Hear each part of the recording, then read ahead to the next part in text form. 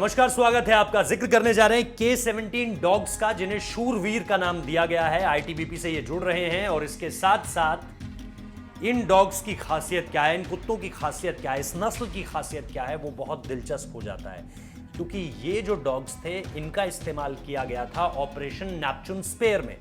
Operation Neptune spare सुना सुना सा शब्द लग रहा होगा जो लोग थोड़ा सा भी भारत के बाहर के खास तौर पे डिफेंस फोर्सेस के कार्यक्रम को जानते हैं, पढ़ते हैं। दरअसल सीक्रेट सर्विसेज यानी नेवी सील्स ने ऑपरेशन नेपच्यून स्पेयर चलाया था ओसामा बिन लादेन के अगेंस्ट। जी हाँ, 2 हेलीकॉप्टर्स गए थे, जिसमें से एक तो वहीं क्रैश कर अमेरिका को वापस लौटना पड़ा था, और बाकी दूसरे हेलीकॉप्टर में जो है वो ओसामा बिन लादेन की डेड बॉडी को लेकर वहां से निकले थे, और पूरी की पूरी सील फोर्स वहां से निकली थी। अच्छा, जब सील फोर्स ने पूरा का पूरा ऑपरेशन जो है वो शुरू किया, तो उनमें सील कमांडोज तो थे ही, लेकिन इसके साथ साथ सील कमांडोज के साथ साथ कुछ डॉग्स भी थे। वो जो डॉग्स थे वो किस कैटेगरी में आते हैं? K-17 कैटेगरी में आते हैं, और ये वही शूरवीर डॉग्स हैं जो अब आईटीबीपी के साथ होंगे।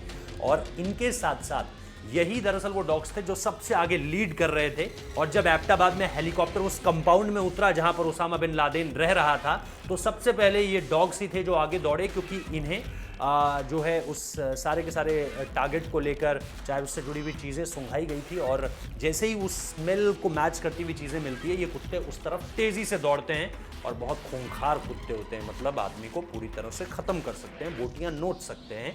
ये दरअसल इन कुत्तों की एक तरह से लीथल कैपेबिलिटी है, जिनको इग्नोर नहीं किया जा सकता है। उसके बाद तो आपको पता है, रेस्ट इज हिस्ट्री।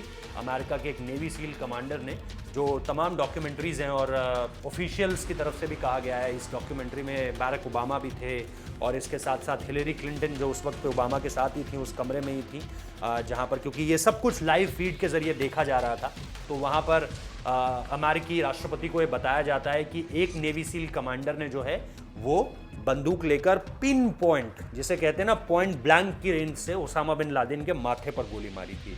और उसके बाद उस तस्वीर को खींचा गया और व्हाइट हाउस को भेजा गया। तो वो तस्वीर जब व्हाइट हाउस ने देखी तो उसको क्रॉस चेक किया गया, और फिर एक कोड वर्ड वहाँ से बोला जाता है। ये कोड वर्ड होता है EKIA, enemy killed in action. और इस जो ओसामा बिन लादेन को कोड नेम दिया गया था वो जुरैनिमो दिया गया था, और ऑपरेशन का नाम Neptune Spear, Osama bin Laden का नाम जुरैनिमो, और फिर EKAI का कोड यानी एनिमी किल्ड इन एक्शन। इस तरह के शब्द जो हैं ये किसी भी तरह का जब ऑपरेशन होता है तो उसमें इस्तेमाल किए जाते हैं।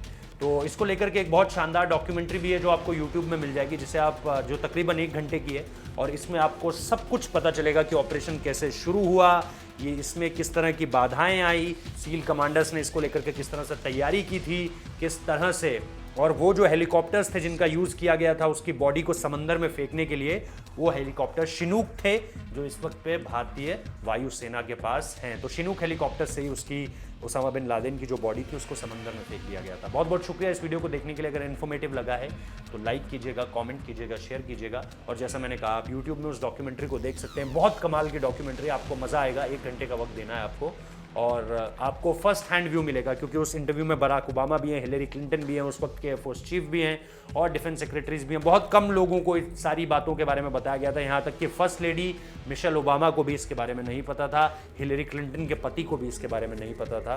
तो निश्चित तौर पर बहुत सारी ऐसी जानकारियाँ आपको मिलेंगी जो आपके लिए बहुत नई हैं। फिलहाल इस वीडियो को देखने के लिए बहुत बहुत शुक्रिया।